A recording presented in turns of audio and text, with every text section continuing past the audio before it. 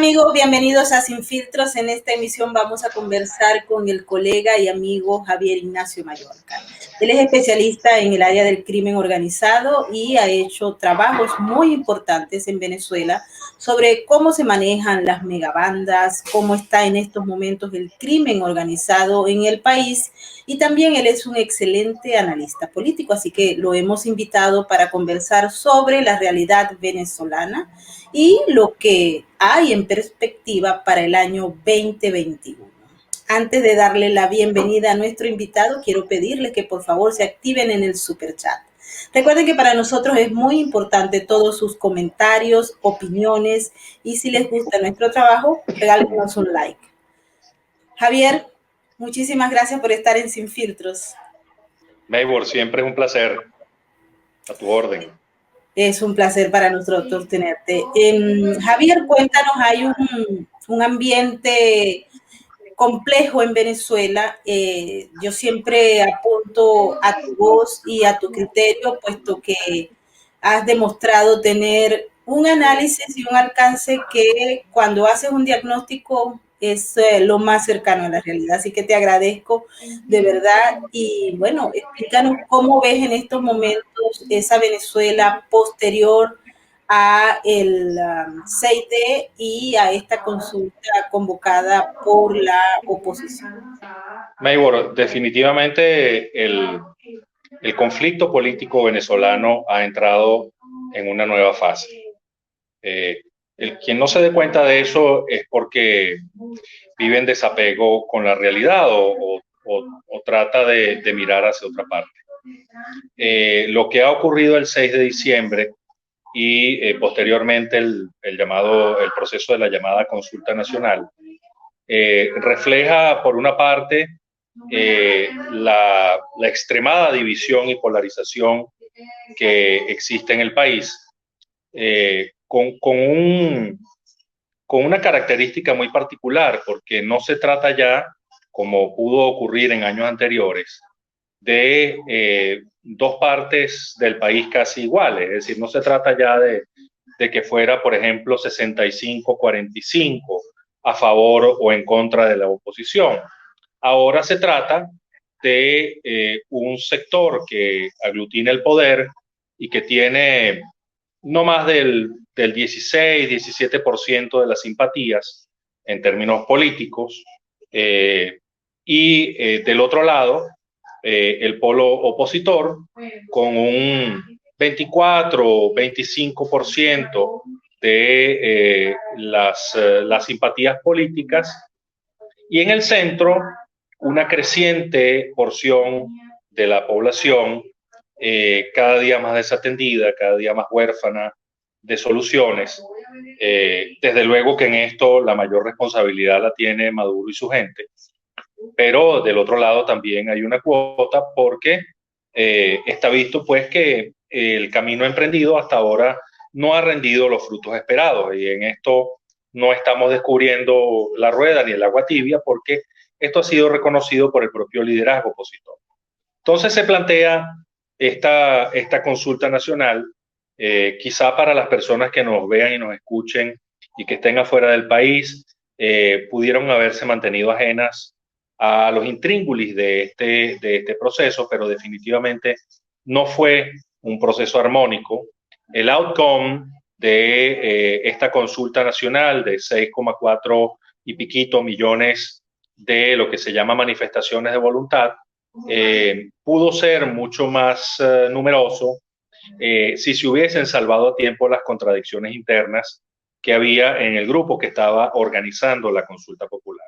Como sabemos, esto partió de una iniciativa de una organización que se llama ANCO, que fue abrazada por Juan Guaidó y el G4, pero no sin ciertos matices, no sin ciertos enfrentamientos que llevaron eventualmente a la ampliación del número de preguntas y a la modificación de los términos en que estas preguntas fueron hechas.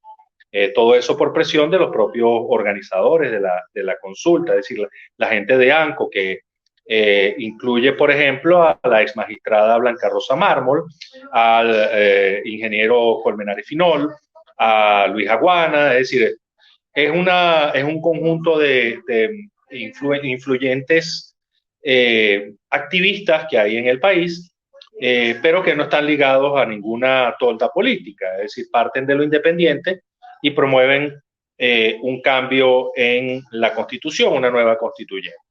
Bueno, esto finalmente se dio, hubo una participación acorde con lo estimado, por cierto, es decir, los propios organizadores sabían que la participación iba a estar más o menos en ese plano de 6,5 millones de personas, con una importante porción de manifestaciones de voluntad que provenían del exterior. De manera que si me permites hacer este ejercicio matemático, si descartamos la participación desde el exterior y colocásemos solamente la que está, o tomáramos solamente en cuenta la que vino de Venezuela, ya fuera por vía presencial o por vía de eso que llamaban el voto a través de las redes sociales, del Telegram y de las aplicaciones, bueno, tenemos que la participación en la elección parlamentaria fue mucho mayor. Y esto hay que reconocerlo. Esta es una lectura posible, no es la única, porque definitivamente, bueno, uno puede decir, si se trataran de elecciones de circuito nacional, como por ejemplo la presidencial que está exigiendo el grupo de Guaidó, esta participación que hubo desde el exterior debería ser tomada en cuenta, siempre y cuando estuviese incorporada al padrón electoral, cosa que aquí no se exigió. Entonces, bueno, hay una serie de elementos allí que deben ser tomados en consideración. Yo estoy adelantando, si se quiere, una lectura preliminar desde una perspectiva más bien independiente, desde una perspectiva crítica,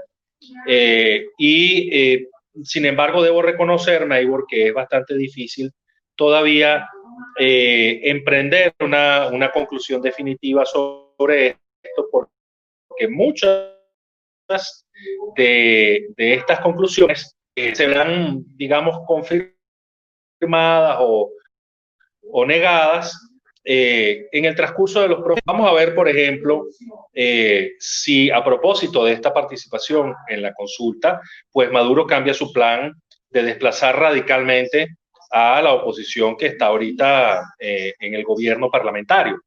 Es decir, a todo el grupo del G4 que lidera en este momento el poder legislativo. El plan de Maduro, a troche y moche, con y sin pandemia, ha sido llevar a cabo su elección, cosa que hizo, a pesar de las solicitudes y recomendaciones que se hicieron desde distintas perspectivas, porque para él era un objetivo muy importante y sigue siéndolo el desplazamiento absoluto de todo el sector político que está ahorita en el poder legislativo. Eso lo va a hacer el 5 de enero, no me cabe la menor duda de eso. Tendría que ocurrir un evento extraordinario, lo que llaman los analistas un cisne negro, para que eso no suceda. Lo que puede, digamos, dar un matiz a esto es el nivel de violencia con que esto ocurra, pero en fin de cuentas, el 6 de enero Venezuela amanecerá con nuevamente un poder legislativo en dualidad, porque estará instalada la nueva directiva de la Asamblea Nacional, probablemente ocupando los espacios del Palacio Legislativo, pero de otra parte estará Guaidó, sustentado, por cierto, en esta participación de la consulta popular, invocando la posibilidad de la continuidad institucional, de la continuidad administrativa, instalará una comisión delegada y ese parlamento, que cuenta con el respaldo de una porción importante de la comunidad internacional, estará operando de manera un poco dudosa, hay que reconocerlo, a través de una comisión delegada que es un pequeño grupo de parlamentarios, ni siquiera son todos los que están ahorita. Y esta es la realidad que vamos a empezar a ver a partir del 6 de enero, es decir, de la segunda semana del año que viene. Desde luego que eso profundiza la crisis política, la crisis institucional del país. Sin embargo, pues Maduro considera que con esto están dadas las condiciones para propiciar un cierto retorno de algo que él necesita muchísimo, que es el retorno de estos capitales, vamos a llamarlo de manera eufemística, golondrinas, que están por allí en el mundo que salieron de Venezuela, la mayoría de ellos por vías ilegales, y que no han encontrado un esquema de seguridades en el país para ellos retornar. Maduro cree que con esta nueva Asamblea Nacional, invocando además los preceptos de esta ley constitucional antibloqueo, pues él podrá sentar las bases para un cierto retorno de capitales, la retoma de algunas empresas por vía privada, aunque ya sabemos de qué sector privado se tratará, es decir, de ese sector de los enchufados, que son precisamente los que van a atraer estos capitales, y con eso producir un cierto rebote porque, bueno, ya definitivamente pareciera que peor no se puede estar en términos económicos.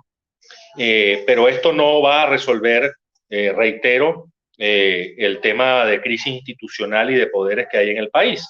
Y eso es, digamos, una gran interrogante que tenemos para el primer semestre del año que viene. En materia de gobierno interino, por ejemplo, Javier, ¿hasta qué punto puede preverse que haya una efectividad, que hayan acciones? Porque a todas luces va a ser un conflicto, como tú lo planteas, y un conflicto que va en escalada.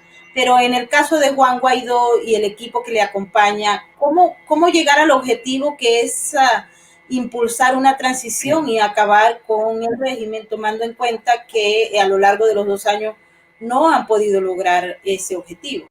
Sí, Maybur, la efectividad del gobierno interino, esa figura que se llama el interinato, encabezado por Juan Guaidó, va a depender más que nunca, desde la primera semana de enero, del respaldo que él pueda convocar de la comunidad internacional. No tiene otras fuentes, porque, y esto digamos que es terrible porque uno supone que si hay un actor importante dentro del conflicto político nacional, ese actor debería estar en capacidad de convocar acciones de calle, manifestaciones, protestas, es decir, eso que llaman los izquierdistas agitación. Pero la capacidad de agitación de Juan Guaidó está también muy disminuida, digamos que ha disminuido en forma paralela con su propia popularidad, todas las encuestas lo indican. Esto no es que uno digamos, se contente o se entristezca por esto, es una realidad y con eso hay que lidiar, es decir, ese es un factor de análisis que es ineludible. De manera que esta capacidad de protesta está mermada por eso y también, algo importante, por el miedo de la gente a la represión selectiva que el gobierno ha, digamos, probado que está dispuesto a ejecutar. Debo decirte que durante los últimos meses, en las protestas que se han desarrollado en múltiples partes del país, pero por razones netamente sociales y de crisis de servicios, pues la estrategia gubernamental ha sido identificar mediante vigilancia a los líderes de estas protestas y detenerlos. Los saca de allí, la protesta queda descabezada de los líderes sociales en diversas partes del país. Algunos de ellos, por cierto, Maybor, y este es un dato interesante, algunos de los líderes de esas protestas sociales que han sido detenidos están ligados al ex chavismo, es decir, eran chavistas hasta hace muy poco y ahora están no del lado de Guaidó, pero sí en contra de Maduro. Y ese es un elemento importante a tomar en cuenta en el análisis para el año que viene. Eso lo podemos tratar después. Pero en todo caso, contra ellos también ha caído la represión, al igual que ha caído la represión contra los militares y desde luego contra los líderes formalmente opositores. Y esto se va a acentuar el año que viene, no cabe la menor duda. Y también se va a acentuar la persecución contra los periodistas, contra los formadores de opinión. Eso ya está planteado, pero va a continuar y se va a acentuar. Que tengan éxito en esto, bueno, eso está por verse. Pero esa es una realidad, eso va a estar allí. Ahora bien, en el caso de Guaidó, hay un problema adicional, que es que no toda la comunidad internacional que en este momento lo apoya va a comprar la tesis de la continuidad administrativa, institucional, como se le quiera llamar. Es decir, esto de que Guaidó continúe por estas carambolas del análisis que se ha hecho sobre la realidad y la validez de las elecciones llevadas a cabo este 6 de diciembre, una parte de la comunidad internacional lo comprará. Estados Unidos lo ha comprado de antemano, pero es el Estados Unidos de Trump. El Estados Unidos de Biden ha tenido hasta ahora una postura quizá un poco más prudente, un poco más distante, si se quiere usar ese término.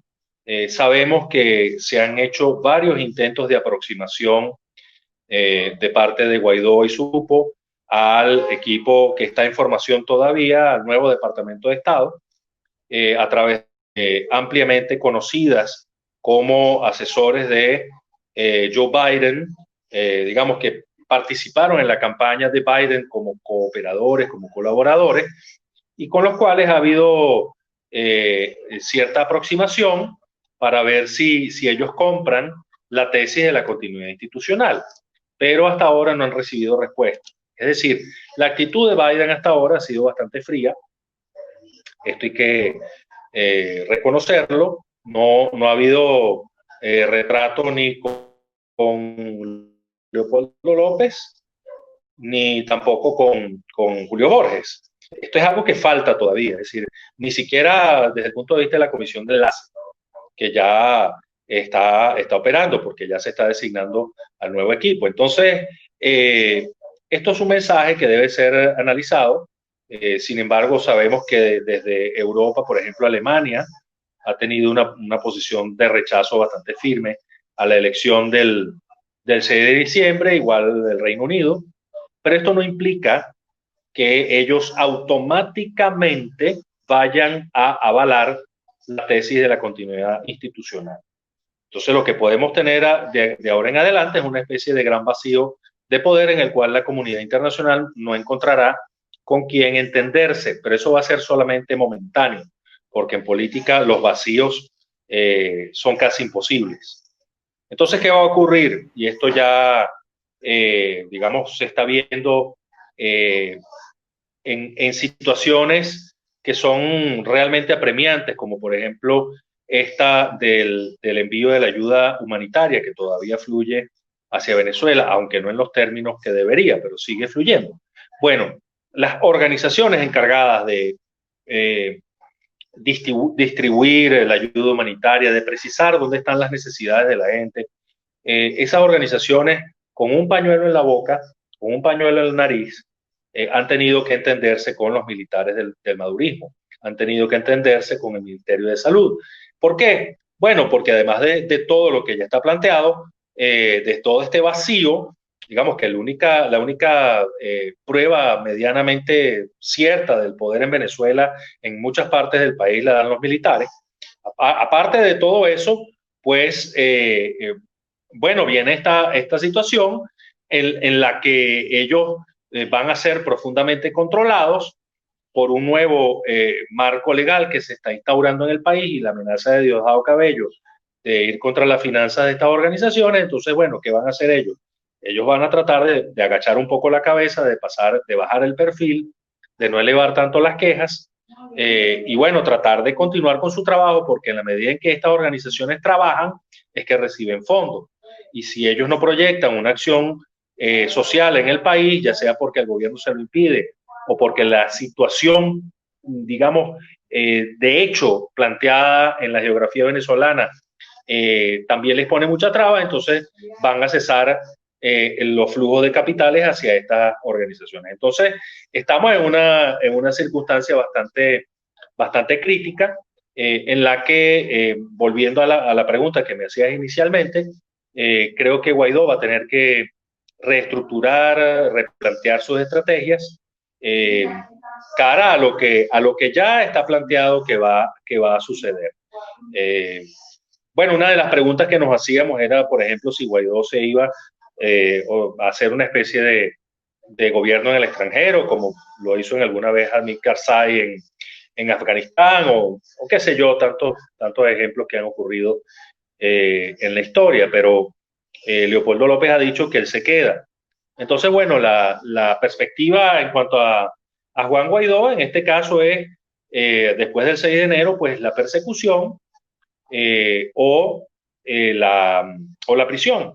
Y es algo que para eso no hay que ser clarividente, no hay que estar buscando a pitonizos para que te digan este tipo de cosas, porque es lo que está planteado en este momento. Es decir, y ya incluso desde Silvia Flores, Diosdado Cabello, Freddy Bernal, se está armando toda esta masa crítica de opinión en el madurismo, en el oficialismo duro, para que Guaidó sea privado de libertad en los primeros días del año que viene. Hubo varias oportunidades anteriormente, pero se consideró que eso no era prudente desde el punto de vista del costo que eso implicaría para la comunidad internacional, pero este análisis que estamos haciendo en este momento, Maybor, también lo están haciendo desde el oficialismo y están evaluando sus costos.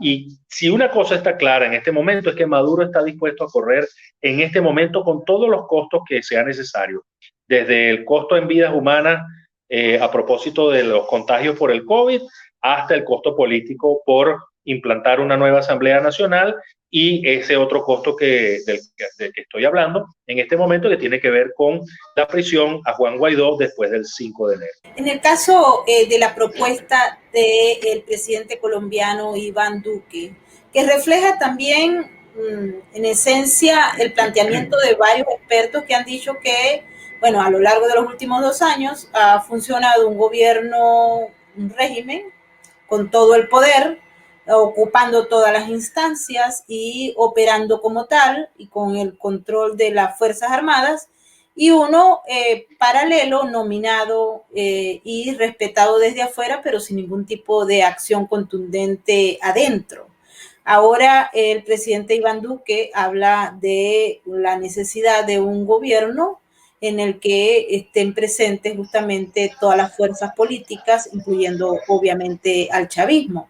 Y esto surge en una visita que ha llamado mucho la atención de Leopoldo López, quien vive ahora en España y ha tenido encuentros en Madrid con varios sectores del poder. Pero esta visita, quisiera que me diera tu opinión primero sobre esa visita de Leopoldo López a Colombia, a Cúcuta, bañándose de popularidad y visitando todos los centros donde están los venezolanos, y en paralelo pues una propuesta que ha llamado mucho la atención del presidente Duque. Maybor, la primera pregunta que uno se hace, y reitero desde una perspectiva crítica, en este momento es quién es realmente el representante internacional del grupo opositor. ¿Es Julio Borges, el denominado canciller de Juan Guaidó, o es Leopoldo López, que recién escapó del país? Es decir, salió de Venezuela y ha sido recibido con alfombra roja en Europa. ¿Quién es realmente el representante internacional de la coalición opositora en este momento? Eso hay que preguntárselo, porque eso implica la capacidad de ese portavoz para generar compromisos y la capacidad de la comunidad internacional para ver a esa persona como interlocutor válido. Es probable que Leopoldo López sea un operador político de los más importantes de Venezuela en este momento, lo reconocen las encuestas, pero hasta qué punto él está en capacidad de comprometer, por ejemplo, al sector de Primero Justicia, del cual surge Julio Borges. Todas estas preguntas las pongo sobre el tapete porque también las están poniendo sobre el tapete en la comunidad internacional. Y eso es algo que hasta ahora no se ha aclarado. Es decir, Guaidó no ha dicho, mi representante es decir, él comisionó a Leopoldo López para llevar a cabo una transición, pero del otro lado está su canciller, que es Julio Borges. Entonces, ¿quién es el que habla? ¿Quién es realmente el portavoz? Eso hay que decirlo por una parte. Y por la otra, el tema del viaje a Cúcuta. Sobre esto, bueno, hay algunas versiones que desde luego elogian mucho la presencia de López allá, genera estados de alerta en el oficialismo, en Freddy Bernal, porque bueno, entonces empiezan esas mentes afiebradas del oficialismo a elaborar historias de conspiración y todas estas cosas, ¿no? Porque, bueno, Leopoldo López fue uno de los gestores de la Operación Gedeón, eso hay que decirlo, ¿no? Claramente. Pero bueno, lo otro que está allí, quizá la parte de la historia que no ha salido, fueron los reclamos que le hicieron los militares que todavía quedan en Cúcuta a Leopoldo López por la ausencia de una determinación clara en cuanto a qué hacer con ese grupo. Gente que dejó atrás toda su vida, toda su carrera profesional, considerando que quizá en febrero de 2019 podría lograrse un cambio político en el país, lo cual no ocurrió, pero además de eso, pues con una actitud que ellos reclaman, no es quien te lo dice, sino que ellos mismos lo reclaman de parte de Guaidó. Entonces, cuando Leopoldo López va para allá, ellos ven que es como una especie de enviado de Guaidó y le hacen esos mismos reclamos, pero eso no salió, digamos, con la misma frecuencia y con la misma intensidad que esto otro, que era la presencia de él y las declaraciones hablando de la necesidad de un cambio político en el país. Claro, eso es lo usual, pero bueno, de una perspectiva independiente hay que poner estas cosas sobre el tapete. Y lo otro es que Colombia, al igual que el resto de la comunidad internacional, bueno, está dispuesta a llegar hasta un cierto nivel, pero Colombia ha tenido que pagar un costo especialmente alto. En esto, digamos que no es que uno diga que todos han pagado un costo alto, no, no. Colombia sí lo ha hecho, en términos de alojar a una importantísima porción de venezolanos que integran la diáspora. Oficialmente es 1,7 millones de personas, pero todos sabemos que es una cifra netamente referencial, que el número real es mucho mayor porque además entre colombianos y venezolanos ha habido en el área fronteriza, bueno, es una historia de una altísima movilidad y fluidez. Entonces, bueno, ese costo lo ha pagado Colombia, no Duque, el Estado colombiano. Y también parte de los venezolanos, que ahora son la comunidad extranjera más victimizada en Colombia. No, Duque no creo que pueda hacer mucho más que lo que está haciendo. Ni creo que esté dispuesto tampoco. Muchos de los planes de defensa de Venezuela, por cierto, de todos estos ejercicios cívico-militares que se hacían, partían de la base de que Colombia iba a servir como una especie de portaaviones para una intervención extranjera. Bueno, eso no pasó, y no pasó en el momento en que de repente había unas condiciones más favorables, entonces menos va a pasar ahora, porque los costos serían elevadísimos. Entonces, esto de la responsabilidad de proteger, que ha entrado también en el debate durante los últimos días, muy a propósito, por cierto, de los resultados de la consulta, bueno, va a ser interpretado y reinterpretado como, bueno, la responsabilidad de ejercer muchas más presiones hasta donde sea posible, pero bueno, después ellos podrían interpretar, y esto te lo pongo allí también sobre la mesa, Maybor, que en vista de la ineficacia de las acciones anteriores, podríamos vernos en la responsabilidad de entendernos o llegar a una cierta cohabitación con el gobierno o el régimen de Nicolás Maduro. Y entonces no es que lo vamos a aceptar, no es que lo vamos a apoyar, no es que vamos a iniciar intercambios intensos desde el punto de vista económico, pero bueno, dejarlo hacer, dejarlo allí que continúe en una especie de estado vegetativo, él, su régimen y todos los venezolanos que estamos aquí en este momento. Y es un poco la tesis de Borrell, por cierto. Es un poco la tesis de Borrell. Es decir, no reconocemos a Maduro, pero bueno, hay que entenderse con él porque es quien tiene el poder. Esa es un poco la fraseología de Borrell, que creo que además está siendo asimilada en una buena parte de la comunidad internacional. Y en esto, nuevamente, incidirá mucho la postura que asuma Biden una vez que entre, digamos, ya en la Casa Blanca. Bien, cuando uno escucha justamente este planteamiento y uno conoce la dinámica política, también es necesario tocar un punto, y es que a lo largo de los últimos 2 años se generaron expectativas sobre un verdadero cambio, y con el apoyo de 60 países que por primera vez ocurría porque se hizo realmente un excelente trabajo en materia de lobby internacional, pues muchos venezolanos se habían creado la idea de que ciertamente podía producirse un cambio hacia una Venezuela diferente a la que existe actualmente. Pero todo eso se desvaneció, hubo frustración y de allí la caída de popularidad de Guaidó y del grupo que le acompaña, puesto que la gente entendió que no hubo un cambio, que las piezas se movieron de manera magistral internacionalmente, pero eso no tuvo como una acogida o no se vio nada adentro. Obviamente hay muchos otros factores que influyen en el proceso de que no haya transición y para allá vamos, pero la gente se decepcionó, la gente no está enganchada con un líder opositor o el grueso de las personas que hacen vida interna y obviamente las que están afuera, porque se evalúa ahora con lujo de detalles el cambio de los actores, el comportamiento de esos actores y las transformaciones que han dado a su propia vida en función de un gobierno que no tuvo objetivos claros o que si los tuvo porque había un mantra, no se cumplieron y eso se traduce en simple y llanamente frustración de los venezolanos.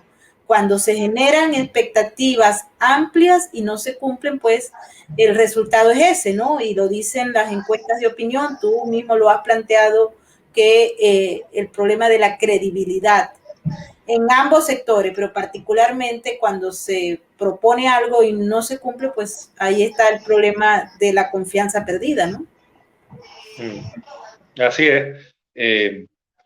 A mí me llamó mucho la atención una de las frases de Leopoldo López cuando ya estaba en España, ante una pregunta que le hicieron en una rueda de prensa.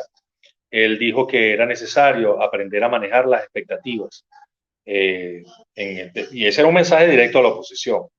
Y yo creo que eso es cierto, pero que ya quizás es un poco tarde para eso. Pero bueno, eso lo dirá un poco el devenir de los próximos meses. ¿Qué pasa con Maduro? Mira, que es que ya Maduro no puede estar peor en cuanto a su popularidad. Es decir, los niveles de rechazo de Maduro son infinitamente superiores a los que tenía Pérez durante el Caracazo. Y la gente decía, no, mira, Maduro ya llegó, ya rebasó la línea que trazó Pérez en cuanto a impopularidad. Maduro está caído y no se cayó. El nivel de inflación, hiperinflación que hemos tenido en el país, el nivel de caída del Producto Interno Bruto. Es decir, estos son cifras que uno las ve, las escucha, los economistas, y esto es en niveles de Sudán, en niveles de Afganistán, en niveles de Irak durante la guerra. Es decir, todos estos parámetros están sentados aquí, sin embargo, pues Maduro continúa allí. Muchos dicen que él está, digamos, guindado de una brocha, pero está ahí. Entonces, y todavía maneja por lo menos ordena en la institución armada, ¿no? Que le obedezcan es otra cosa, pero él sigue allí, pues, y se le cuadran firmes los militares y bueno, con la ayuda de Vladimir Padrino, pues, ha ido avanzando, digamos, en el tiempo y manteniéndose en el poder. Haciendo concesiones, esto no puede pasar por debajo de la mesa, porque es que él sabe que nadie lo quiere, ni siquiera dentro del propio chavismo. Hablábamos anteriormente de estos sectores que han salido del chavismo, que no necesariamente están con Guaidó, pero que cada vez están haciendo más ruido. Yo sugiero nuevamente, reitero, que es necesario desde un punto de vista de análisis poner el ojo en esos sectores que por encontrarle, digamos, una plataforma más o menos estable, se han agrupado en eso que llaman la alternativa popular revolucionaria, que a la gente en Estados Unidos le suena como, bueno, eso causa ruido, ¿no? Porque es una jerigonza de izquierda que, bueno, obviamente sabemos que una vez que se instala en el poder puede conducir a cosas peores de las que tenemos ahorita. Pero esta gente, como han salido del monstruo, vienen de las extrañas de la administración pública, conocen perfectamente cuáles son los manejos de Maduro. Tienen quien les levante el teléfono todavía al otro lado en puntos de poder. Y por eso es que ellos van a BTV y protestan. Y la Policía Nacional no les hace nada. Aun cuando ellos están diciendo cosas que son peores que las dichas por la gente de las ONG de espacio público. Ellos dicen que la verdadera censura es de BTV, que los tienen censurados a sus candidatos y les protestan y no les hicieron nada.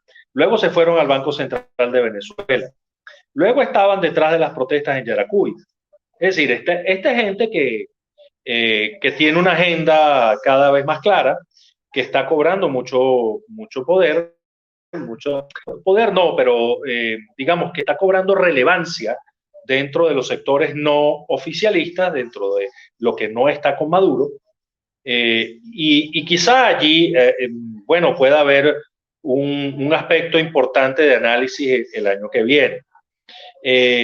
Porque bueno, este es parte del costo que Maduro tiene que pagar por hacer su constituyente, por hacer sus elecciones como le dio la gana, por manejar el país como lo ha manejado y por tener estos niveles de popularidad tan bajos, que ya bueno, cualquier cosa que se produzca en el país, Neighbor, y esto para cerrar un poco la idea desde el punto de vista de Maduro, cualquier cosa que él pueda hacer para, por ejemplo, traer capitales y reactivar una que otra industria, hacer que el teléfono funcione, así sea con los chinos, cualquier cosa que él haga, él va a mejorar, porque él ya no puede estar peor en su popularidad. En cambio, Guaidó está en un proceso en el cual nunca tuvo el poder formal dentro de Venezuela, pero tenía una popularidad muy importante, superior al 44-45%, que en este momento está en más o menos el 24, el 25% y con una tendencia a la merma. Hay quienes dicen que en poco tiempo él va a estar igualado con Maduro, pero claro, dentro de esta caída, digamos que ha arrastrado a todo el sector de la oposición. De manera que lo que produce al final del día es un enorme descreimiento en la gente, un crecimiento en esa fila de lo que llamamos Nini, que bueno, es un poco lo que hemos visto. Si tú sumas la cifra de participación dentro de las elecciones parlamentarias y la consulta popular en Venezuela, no en el exterior, te vas a dar cuenta de que la mayor parte de la población se quedó por fuera de ambos procesos. Y bueno, no compra nada. Prefirió hacer la cola para echar gasolina que la cola para cualquiera de los centros de votación o los puntos de libertad.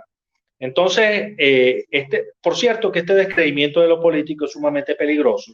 Se parece mucho al que había en la fase previa a la llegada de Hugo Chávez. Desde luego que no es que esté diciendo que viene un Chávez nuevo, no, pero están sentadas las bases para el surgimiento de un liderazgo que pueda convocar a todos estos factores y que, bueno, no sabemos a dónde puede llevar al país. Esto es algo que es necesario tomarlo en cuenta porque se parece mucho esta situación, reitero, a la que había en los meses y años previos a la llegada de Hugo Chávez al poder. Por cierto que esto ya lo han medido en varias universidades y no es algo del todo nuevo. Viene viéndose desde hace como un año y medio, pero bueno, en la medida en que va pasando el tiempo, son tendencias que se van reafirmando y que bueno, a la vuelta de unos meses, pues nos pueden llevar a nuevos escenarios políticos.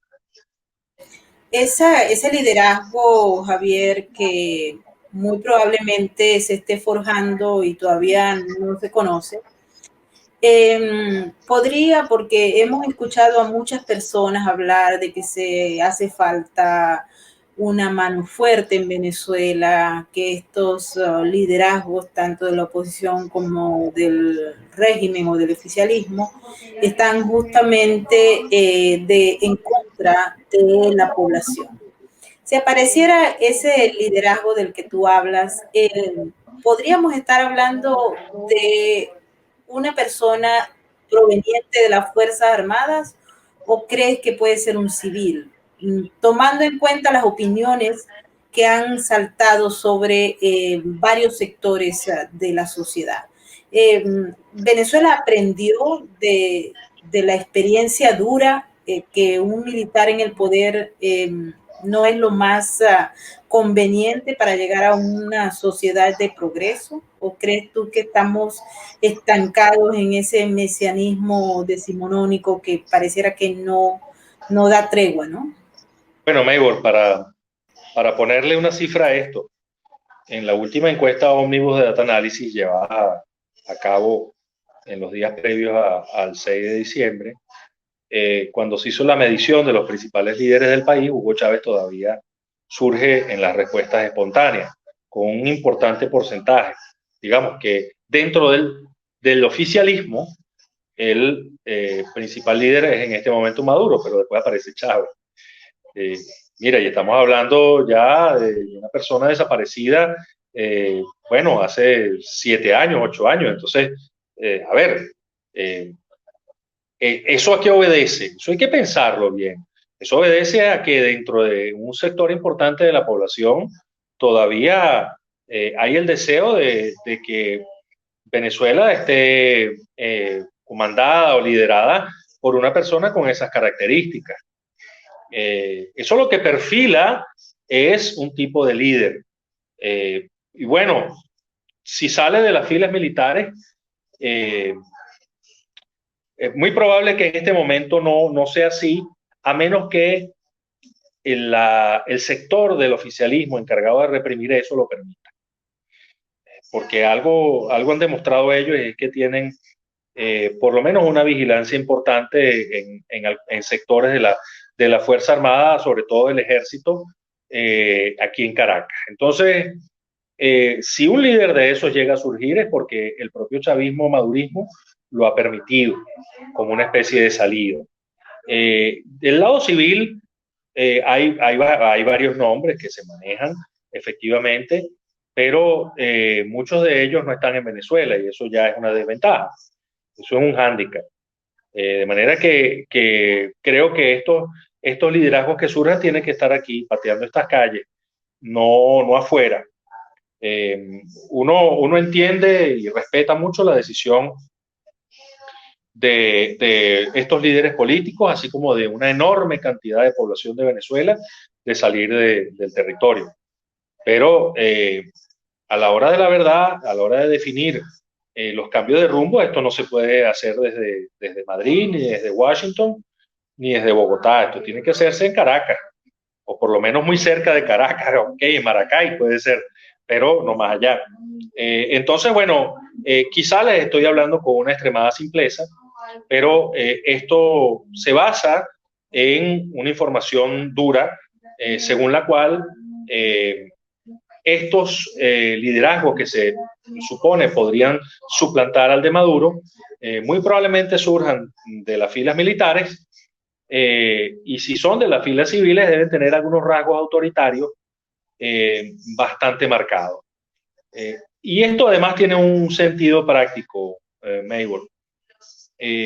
Si se planteara por alguno de esos milagros divinos algún tipo de transición en el país,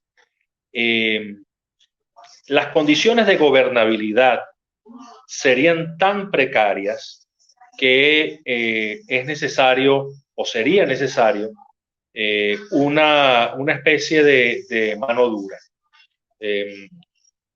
Y desde luego que esto tiene enormes riesgos. Esto comporta muchísimas acechanzas porque las manos duras tienden a permanecer en el poder más allá de los límites establecidos, pero además de eso tienden a salirse de los marcos legales y empiezan a justificar sus acciones sobre la base de las condiciones de hecho.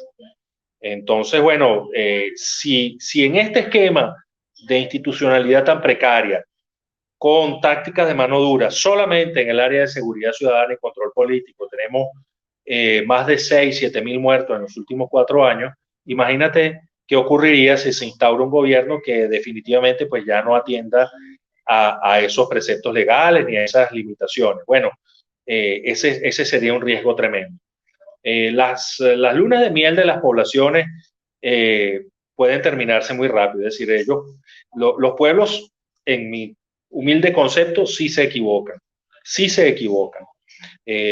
La democracia es algo imperfecto y por eso se requiere de tanta educación y se requiere además de hablar con mucha sinceridad a la gente sobre los riesgos que se deben asumir.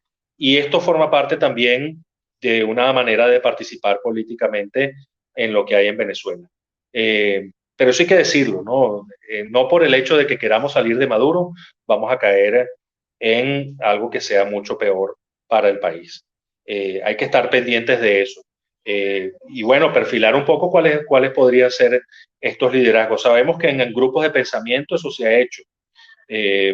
Y curiosamente todos esos liderazgos provienen del ámbito militar, aunque no todos son militares activos. Entonces, bueno, algunos ya los vimos lanzados al ruedo de las parlamentarias. Se va a instalar toda una fracción procedente de la Fuerza Armada. No, quien te habla no cree que eso sea de lo mejor o lo más representativo de la institución militar, porque hay elementos que realmente dejan mucho que desear desde el punto de vista de su formación y de sus logros tanto académicos como profesionales. Pero bueno, esa es otra discusión. Lo importante es que Maduro tomó en consideración estos elementos del liderazgo militar y abrió un espacio dentro del oficialismo para que ellos se lanzaran y ahora tendrán unos 18, 19 diputados en la nueva Asamblea Nacional. Javier, uno de los factores claves que quería tocar contigo es el tema del crimen organizado. Cómo opera estas megabandas, etcétera. Y para nadie es un secreto que Maduro y su equipo se apoyan en una parte del crimen organizado para mantenerse en el poder. Quiero que me hagas un análisis sobre esto porque a futuro la parte de los actores del crimen organizado van a ser un elemento que se requiere o no para mantener un sistema como el que funciona en estos momentos en Venezuela, porque es un soporte clave.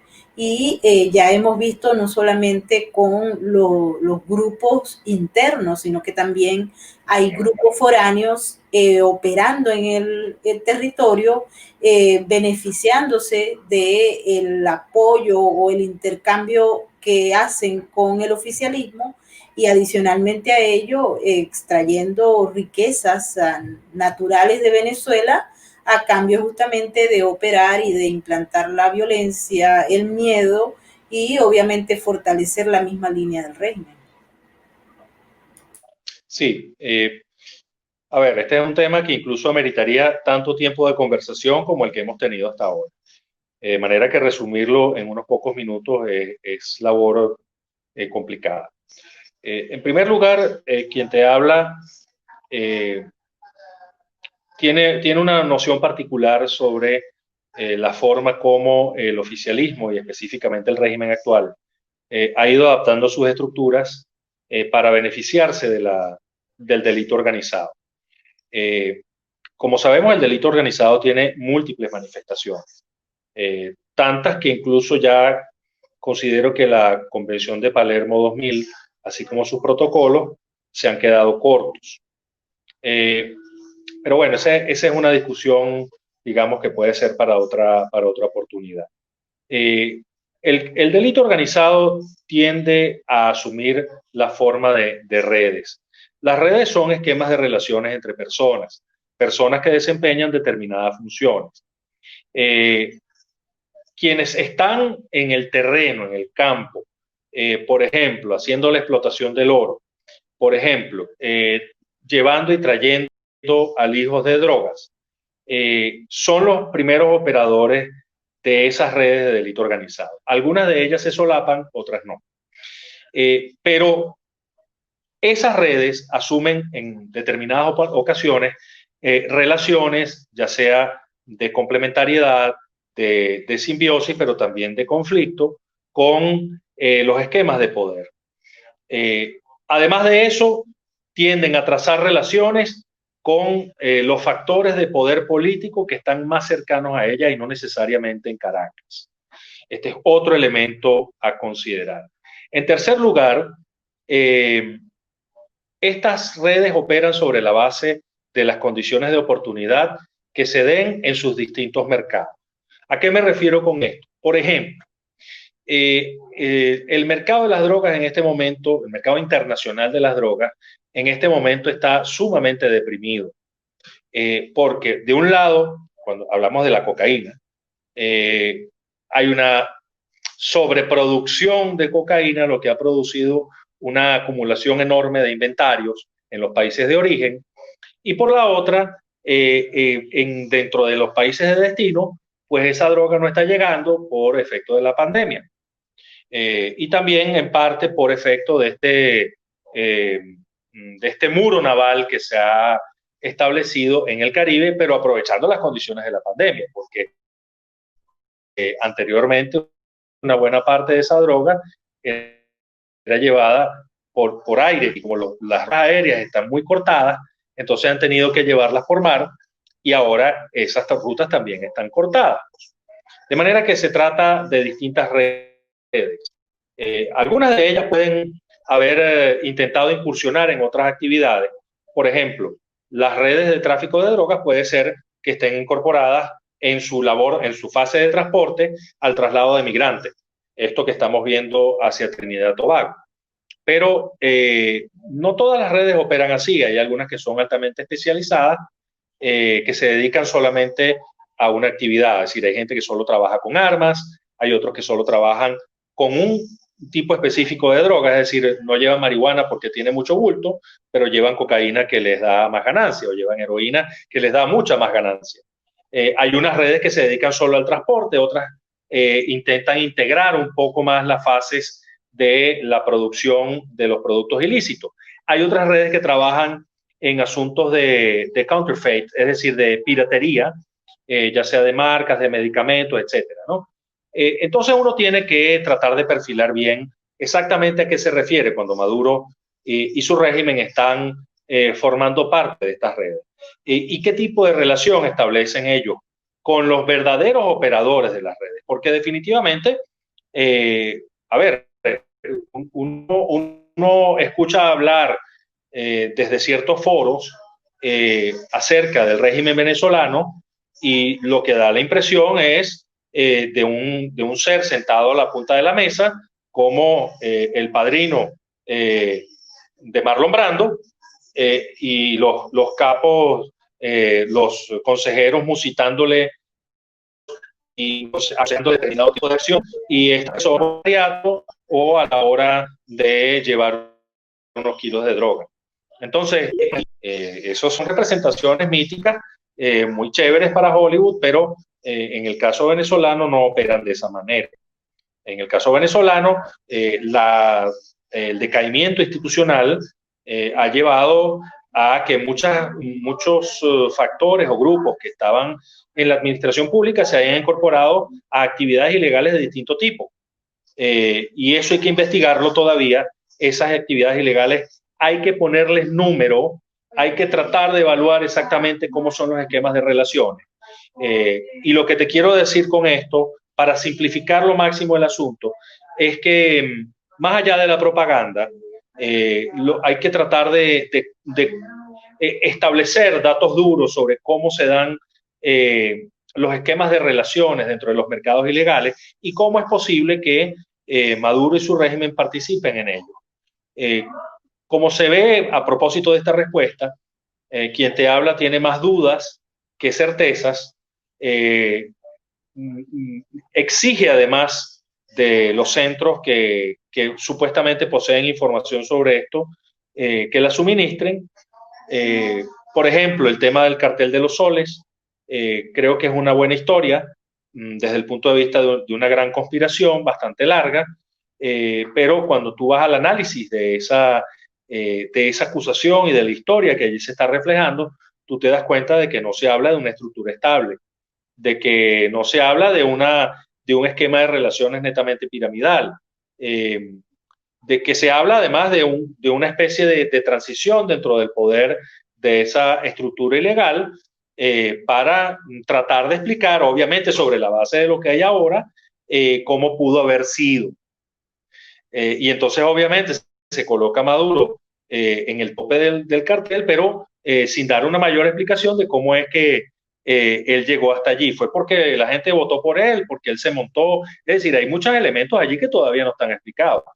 Y por ende, pues uno con esto lo que necesita es mantener el ánimo de investigación, obviamente, pero exigir de los centros que ya tienen información al respecto, pues que la faciliten, porque si no da la impresión, Maybor, de que se está manejando con un sentido más político que judicial. Y desde luego, los estadounidenses que tienen una imagen glamorizada de su sistema de justicia, pues deberían darse cuenta de que estos manejos no obedecen a un poder independiente, sino que obedecen a un poder que estaba plegado al Ejecutivo. Y esto hay que señalarlo así, porque la simultaneidad con que sacaron las acusaciones y todo esto además en un stage en el que participaban elementos de los dos poderes, del judicial y del ejecutivo, bueno, da mucho que pensar. En todo caso, no se piense que quien te habla descalifica de plano todos los señalamientos que se están dando. Por el contrario, yo creo que la realidad es mucho más compleja. Creo que es necesario levantar muchísima información sobre lo que está pasando en el arco minero, porque además, si uno se contenta con estas explicaciones superficiales, no va a entender, por ejemplo, a qué obedece que el Estado Bolívar en este momento sea una de las áreas con la tasa de homicidio más alta del país. ¿Qué tipo de conflictos se están desarrollando en ese sector para que eso ocurra? Uno supone que si Maduro ha ordenado que el oro del arco minero vaya a las arcas de esta gran mafia, pues habría un control férreo sobre todo lo que ello sucede. Y sabemos que no es así.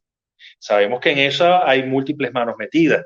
Sabemos que ni siquiera los que dicen ser aliados a Maduro, como el ELN y la FARC, están entregando todo el oro que sacan. Entonces, a ver, ¿de qué va el cuento entonces? Es que Maduro le llegó a un acuerdo con ellos para decirles, bueno, saquen ustedes oro y luego defienden mi proceso político en el caso de una eventual o hipotética intervención extranjera. Eso es absurdo. Maduro tiene en este momento necesidades mucho más acuciosas que llenar, que trabajar sobre la base de una hipotética intervención. Es decir, este es un gobierno cuyas finanzas están en cero. Entonces necesita obtener oro, necesita obtener dinero de impuestos, necesita obtener dinero por cualquier vía que sea, legal o ilegal. Y eso es así. Y mucho de la ilegalidad, por cierto, mucho de la ilegalidad de esos fondos viene dada precisamente por la estructura del esquema de sanciones. Y esto es así diseñado, es decir, esto es lo que llaman por defecto. Cuando se estructura un sistema de sanciones como el que parte del Departamento del Tesoro, del gobierno estadounidense, la noción que está detrás de eso es que cualquier acción de la persona sancionada o de la entidad sancionada para eludir esa sanción es en sí delictiva. Entonces, es casi de perogrullo señalar que el dinero que está obteniendo Maduro por vía del mercado del oro proviene de una actividad delictiva porque fue empujada para allá, fue empujada a la ilegalidad. Y eso le obliga a él a trazar alianzas. Pero yo creo que es necesario levantar mucho dato en torno a la forma como se están llevando a cabo esas alianzas en este momento. Creo que las estructuras de Alex Saab eran más eficientes que las del ELN a los efectos de los propósitos de Maduro, y por eso me da la impresión de que por allí es que van, digamos, por allí es que debe ponerse la lupa a la hora de entender un poco cómo es que se puede estar manejando ahorita todo este esquema de comercio internacional al margen de la sanción.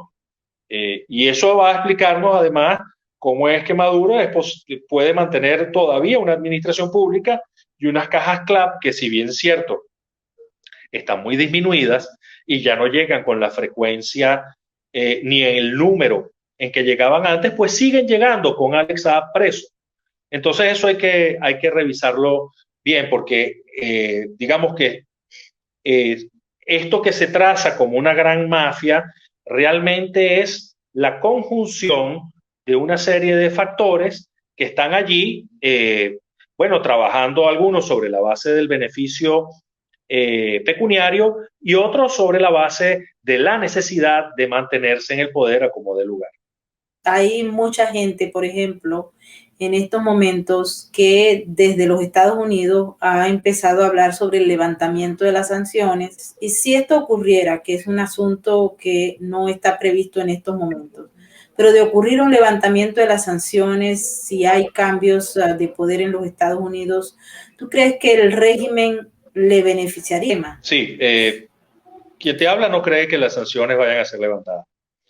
Lo que puede ocurrir es que en este momento, primero tú sabes que junto con las sanciones se establece todo un sistema de licencias para que determinadas empresas transnacionales que estaban operando en Venezuela, especialmente en el área petrolera y en términos más generales en el área energética, puedan continuar operando en el país. Yo creo que estas licencias eh, continuarán siendo otorgadas sin mayores problemas. Creo que se eliminará el riesgo de una sanción que afecte mayoritariamente a la producción de fuel oil, de diésel. Esto era una preocupación muy importante porque una escasez de diésel en Venezuela hubiese afectado al 80% de la flota que traslada medicinas y alimentos por tierra a lo largo y ancho de todo el país. Y bueno, de otro lado, creo que se va a hacer una especie de lobby para tratar de precisar áreas en las que se pueda ejercer alguna presión de manera mancomunada con la comunidad europea. Creo que por allí es por donde van los tiros, no tanto por el levantamiento de las sanciones, es decir, que de la noche a la mañana, por ejemplo, Diosdado Cabello se vea libre del congelamiento de los bienes y del dinero, o sus testaferros, o Tarek El Aissami. No, yo creo que eso no va a ser así porque estas sanciones fueron implantadas sobre la base de ciertos consensos bipartidistas. Entonces, lo que va a suavizarse un poco el régimen en el futuro, pero lo que ya está implantado, pues creo que va a continuar en lo inmediato. Eso por una parte. Lo otro es que está visto que las sanciones tienen un efecto limitado. No soy de los que piensa que esto fracasó del todo, de plano, no. No, porque si esto hubiese sido un pleno fracaso, pues no hubiese sido de lo primero que pedían que se levantara cuando empezaron las conversaciones en República Dominicana o en Oslo o en Barbados. Entonces la sanción individual tuvo un impacto y sigue teniéndolo. Entonces, y no es poco, porque son sanciones aplicadas a los principales operadores del régimen, que en este momento están pensando en una especie de vejez dorada, de retiro en medio de la opulencia, un poco a lo Rafael Ramírez. Y bueno, en ese caso, pues no pueden porque, bueno, tienen todas estas limitaciones impuestas, que además les impide viajar, no pueden ir a Estados Unidos, que les encanta, pero tampoco pueden ir a algunos países de Europa, en fin, para ellos es una situación que es muy limitada, ¿no? Entonces esto no lo van a levantar. No lo van a levantar porque además el régimen de Maduro ya tiene una fama bien ganada entre elementos de los republicanos y los demócratas de ser una dictadura. Entonces esto no lo puede, Biden no puede llegar de la noche a la mañana a decir de un plumazo que esto se acabó. Eso no es así. Pero de otro lado, la nueva actitud más suave, más reflexiva con respecto al tema de las sanciones, sí puede tener un efecto, digamos, que podría mitigar uno de los efectos colaterales de las sanciones que venían siendo aplicados, que tiene que ver con una especie de sobrecumplimiento por parte de determinadas entidades, por ejemplo la banca estadounidense y sus afiliadas en el resto del mundo, con respecto a los venezolanos. Esto que vimos hace unos meses, que empezaron a anular cuentas de venezolanos en Estados Unidos, que parecían medidas sin mayor asidero, tienen que ver con eso, con la interpretación que hacen los oficiales de compliance dentro de la banca estadounidense, de las distintas entidades financieras, sobre cómo es el esquema de sanciones y hacia dónde va. Entonces, cuando ellos perciban que la nueva administración no va a ser tan severa en cuanto a esto, que va a disminuir el ritmo de sanciones, que la va a pensar más, entonces ellos van a relajar un poquito esa actitud que tenían hacia la clientela venezolana, que sabemos que no es poca, sobre todo en el área de Florida, en el área de Nueva York, en el área de Texas. Si mucho de ese dinero tiene procedencia ilegal, eso es verdad, pero bueno, investiguenlo y congelen el dinero que tenga procedencia ilegal o que incluso haya llegado a esos bancos saltándose las normas del debido cumplimiento, que para eso es que está este régimen internacional de prevención del lavado de dinero. Entonces, actúen como debe ser y no sobrecumpliendo las medidas, tratando de parecer más papistas que el Papa, si me permite el coloquialismo.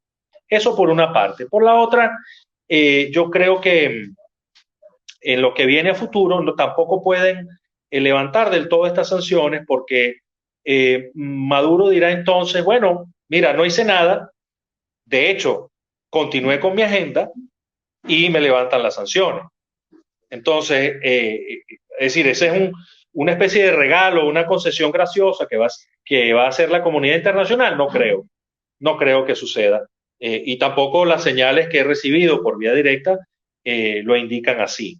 Pero sí va a haber una posición más coordinada con la comunidad europea. En el entendido, además, que sobre todo España ha sido una especie de recaladero del dinero mal habido aquí. No solamente están las historias de Rafael Ramírez y su combo, es decir, esto es una cantidad de plata que ha ido para allá y que bueno, yo creo que alguna parte del régimen español está dispuesto a hacerse de la vista gorda con respecto a esto, pero otro no. Y entonces allí también hay que poner bastante atención, tratar de enfocarse allí en visualizar un poco cómo es que, por ejemplo, las compras de inmuebles por parte de venezolanos han elevado los precios en algunas áreas de Madrid. O sea, a partir de esas evidencias que son claras, que en un país más o menos transparente uno puede encontrar esa información y de allí trazar el punto de origen, que seguramente está en una actividad ilegal, en alguna corruptela, en algún cohecho, en relaciones con sectores del gobierno. Eso hay que hacerlo. Y al igual que en España, hacerlo en México, en Uruguay, en Argentina, y en estos destinos que también pueden ser bastante codiciados por el oficialismo. Eso es ser inteligente en esta materia y no imponer sanciones a diestra y siniestra que lo que hacen es generar un clima en el cual los que estamos aquí todavía sobreviviendo, pues bueno, las vemos un poco más crudas, ¿no? Javier, quiero darte las gracias porque la verdad es que he disfrutado muchísimo, al igual que todos aquellos que están activados en nuestro super chat. Maybor, es siempre un placer. Cuando quieras, nuevamente podemos tener una conversación. Un placer.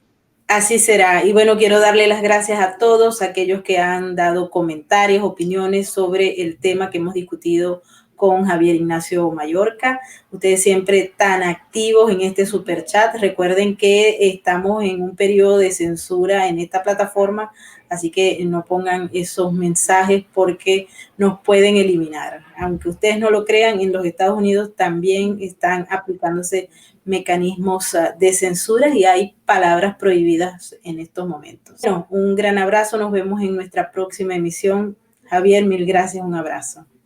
Hasta luego.